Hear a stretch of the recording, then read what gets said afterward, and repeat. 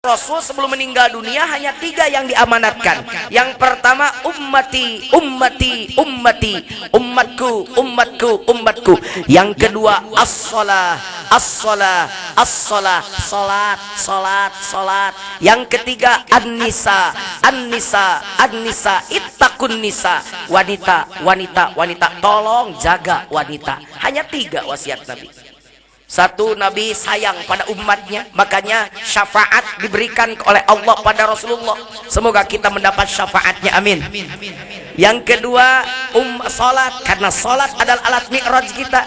Yang ketiga, wanita. Kenapa Rasul menyuruh menjaga wanita? Sebab sebelum Rasul melahir ke dunia, wanita hanya dijadikan budak seks dan hawa nafsu saja. Begitu Rasul turun, wanita diangkat derajatnya. Jadi jangan coba-coba tuduh Muhammad, wah Muhammad mah justru tukang melecehkan wanita. Buktinya beliau istrinya lebih dari 4 sampai 9. Itu orang yang tidak mengerti sejarah. Kalau Anda baca antropologi budaya Arab, jauh sebelum Muhammad lahir, di Mekah itu rata-rata seorang laki-laki itu mempunyai istri 17 orang. Justru Muhammad itu mengangkat derajat wanita tidak lebih dari 9 waktu itu. Itu pun dengan berdasarkan pertimbangan. Rasul pertama nikah pada Siti Khadijah. Kenapa tidak ada perawan? Kenapa nikah pada orang tua dan sudah janda? Rasul berpikir bahwa Rasul nikah melalui strategi perjuangan Islam. Islam saat itu didesak, Muhammad dicaci. Khadijah seorang janda kaya tapi berpengaruh di Quraisy, maka ditikahilah Khadijah. Akhirnya Muhammad tidak diledek lagi.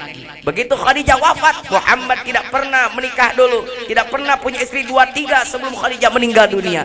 Wafat Khadijah, ditawari oleh Abu Bakar, maka ditikahlah putranya Abu Bakar, namanya Aisyah. Umurnya baru 9 tahun.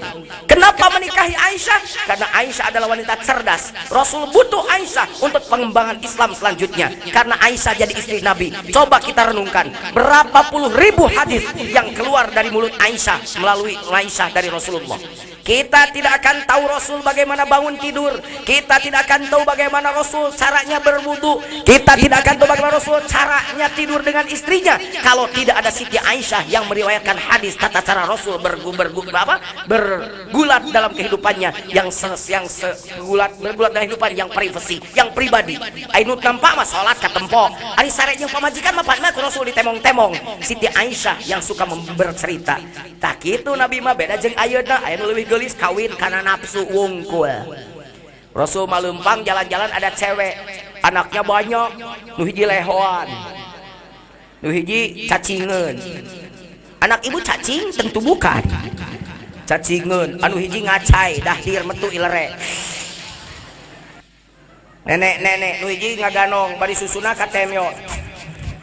Rasul nanya, subhanallah kok banyak sekali anaknya? Iya Rasul. Kemana ya itunya?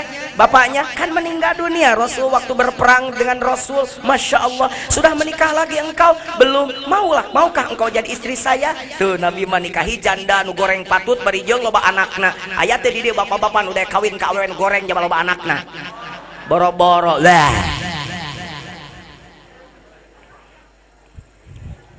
Jadi Rasul amat 3. Di antara amanat Rasul ada salat. Sok sarolat tara urang dia. Pak Jujun atunya osok geuning ieu sok sarolat masjidna lila anggeus. Pak Jujun eta mah lain eta mah. Kalau kita butuh dengan masjid, sok buat salat, pasti butuh dengan tempat cepat selesai. Nah sababna masjidna hese anggeus, sabab teu pati butuh kana masjidna jika nanti. Itu suuzonnya, tapi saya tidak suuzon. Ieu mah meureun urang dia mah santai ngabangunna teh ngameh loba amal we jika nanti.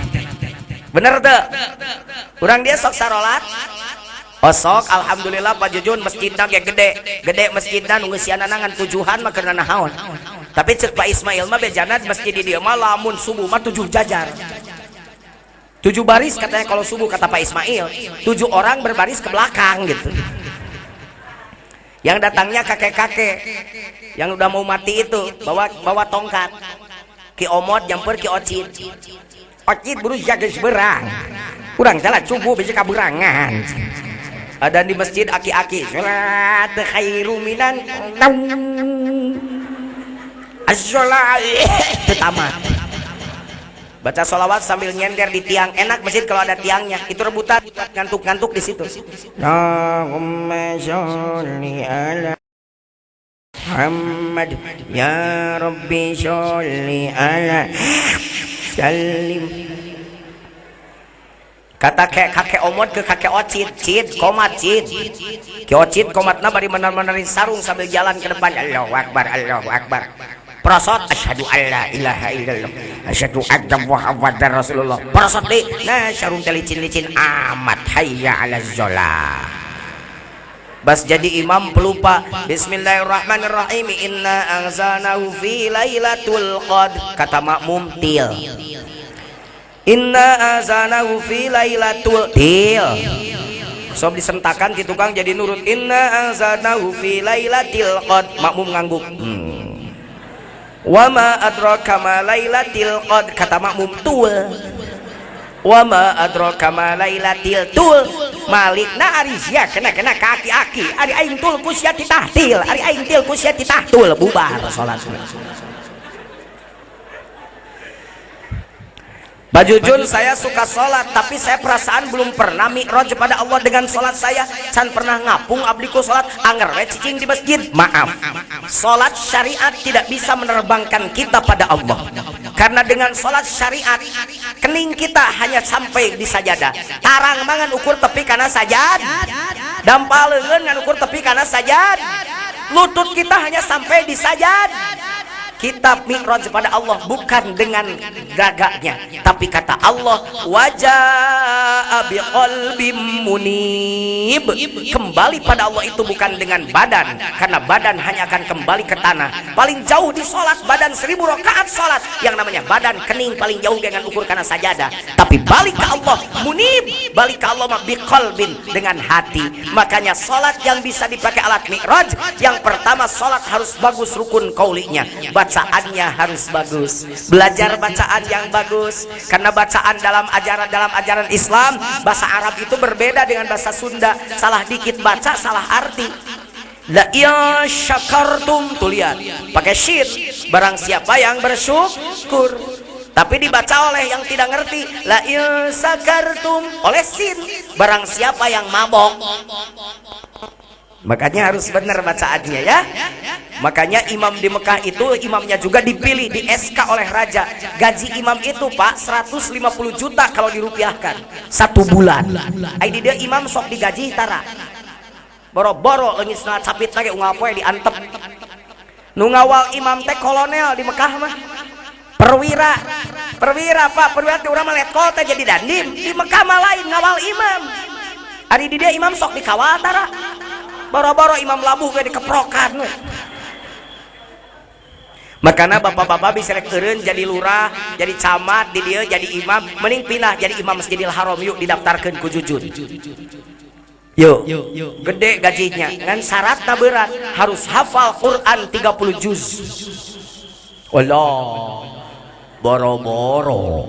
Saya mah Pak Jujun geus ngimaman 12 tahun eta we 2 surat nu apal teh kuliah jeung ulhu.